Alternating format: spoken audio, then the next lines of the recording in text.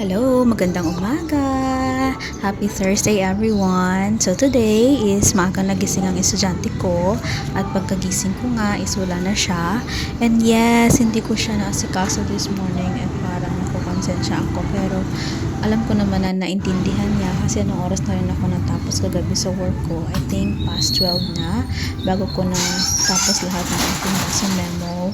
And then nagkaroon pa ako ng incident report dahil sobrang lutang ko na nga at sa kafaguran ko is nagkamali ako ng pag-tag ng lesson. So which is dapat hindi ko pa siya completed done but tag ko na siya ng done. So sa kasi namin sa company kasi namin is hindi naman kailangan na tapusin yung materials, like kahit 3 pages lang yan pwedeng hindi mo siya tapusin for portion ka lang, halimbawa warm up, language, communication part, hindi mo siya kailangang tapusin lahat. So yun na nga, basta alam nyo na yun.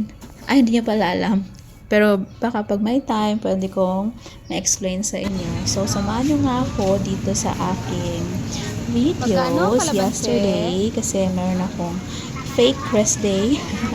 Okay, so dapat talaga rest day ko kapag Wednesday. It's just that nananakit nga yung aking tenga ng mga nakaraang araw kaya marami akong na-close na slots at dahil okay naman na ang tenga ko since kahapon,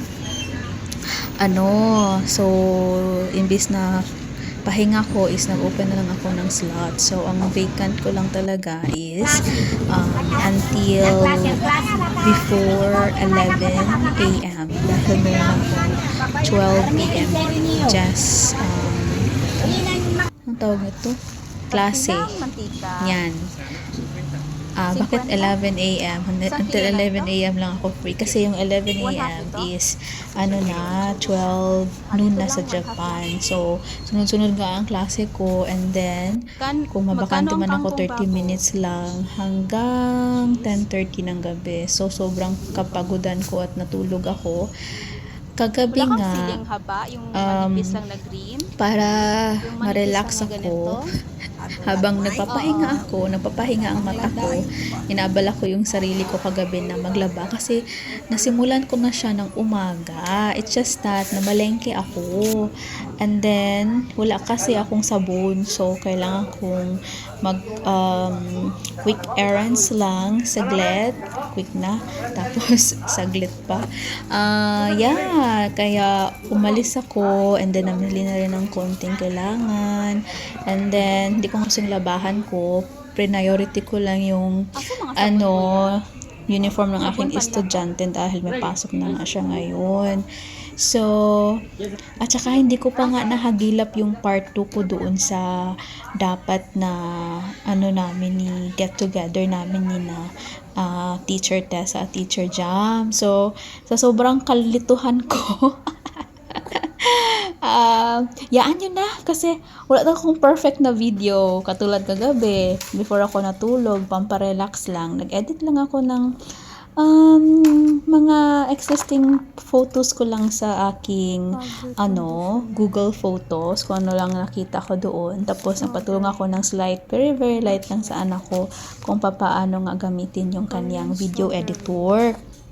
So, napagtagumpayan ko nga siya at first time kong nakapag-edit sa PC ko na. Kasi itong phone ko, mag-edit ako. Ang nabuwisit talaga ako kasi yung proud na ako sa edit ko tapos hindi ko siya ma-save. Kasi nga, kailangan kong mag-delete at mag-vacant ng MB na kailangan para ma-save ko yung aking, ma-generate ba yan?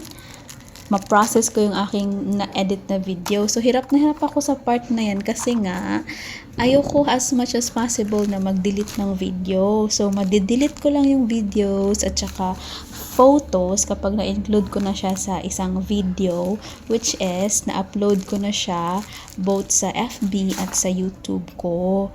Pang backup ba, if in case na ma-delete na naman ang account ko dahil kay Uncle Meta. So, at least meron akong mababalikan-balikan. So, Yun na nga. At saka hindi madali na magawa ng part 2 kasi hindi ko na alam kung saan ko pinagsisend yung mga pictures namin ni Teacher Tessa nung nasa punta kami sa Oval. At saka yung videos namin ni Jams. Though may GC kami, kaya lang, pixelated na siya. Meron naman si Teacher Jams na edited na video. Pero, galing na yun sa TikTok niya. Super pixelated na siya pagka i-download ko pa siya doon sa messenger namin, which is yung sa group chat namin ba.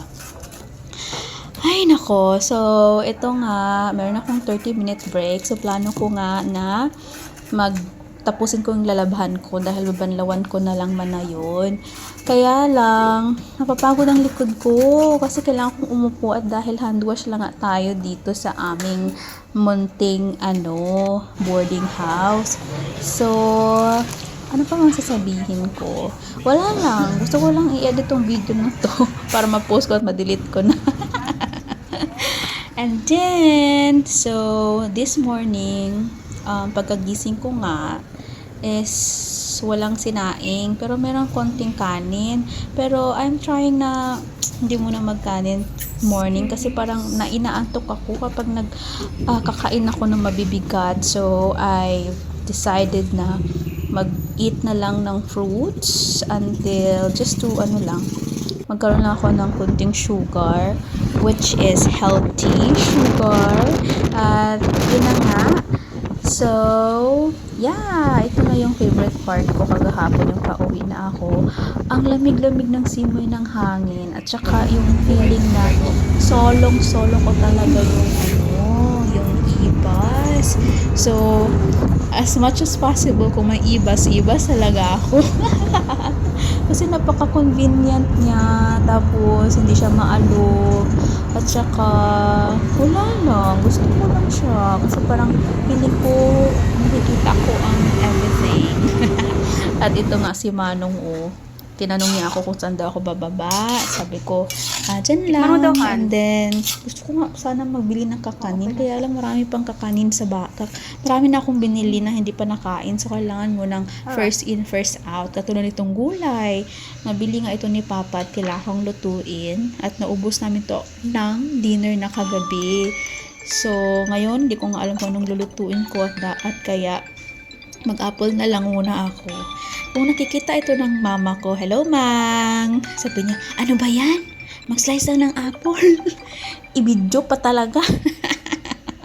Sige lang, good ma. Baka may mga tao na hindi pa alam paano mag-slice ang apple. At least, diba, natuturuan ko sila. Chok, chok, chok! So, yun na nga. And then, masarap nga yung apple na nabili ko. Kasi minsan yung apple, mga mga bogus. Ewan ko, yung alam mo maganda yung itsura, pero yung lasa naman is, walang lasa.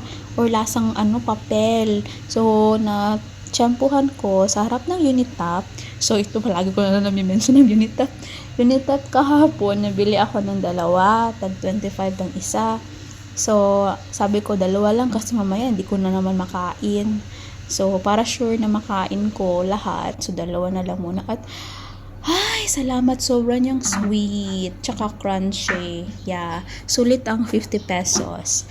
So, dahil doon nga tayo sa sulit, so I only have 11:41 AM na nga ngayon, August 27. Ayan ha, din ako nagkamali sa date. Kasi kahapon, sa reels ko, nagkamali ako ulit sa date. Instead of first bonding 2021, which is correct.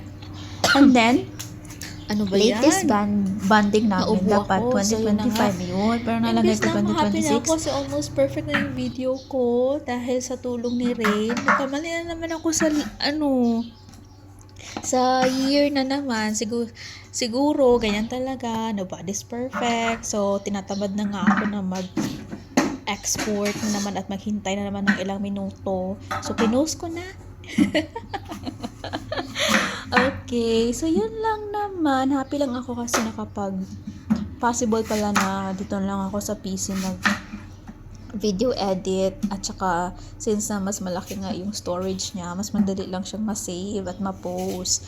And yun lang nga, iba yung mga settings, so kailangan ko ng assistant ng aking editor, which is ang aking anak. Parang hindi nga ako sanay, hindi ko siya nakikita sa umaga at namimiss ko siya ngayon. Tapos kapag marinig niya naman, sus, ay, ka-OE. Ewan ko, para sa lang ng papa niya, kasi sa mga ganyan. Sorry naman, ka-OE ang mama. So, pwede naman siguro ako magpaka-OA, di ba? Total vlog ko naman to. Sorry na lang sa mga hindi nakaka-relate dyan.